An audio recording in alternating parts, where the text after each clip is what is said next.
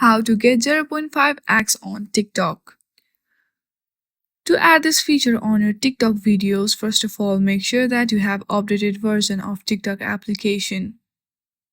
Once you check that, launch your TikTok application and make sure that you have logged into your account. Then simply hit on the plus button and then record a video on your TikTok. Then on the right side you will see edit option, simply tap on it. Once you tap on the edit, there you will see speed option.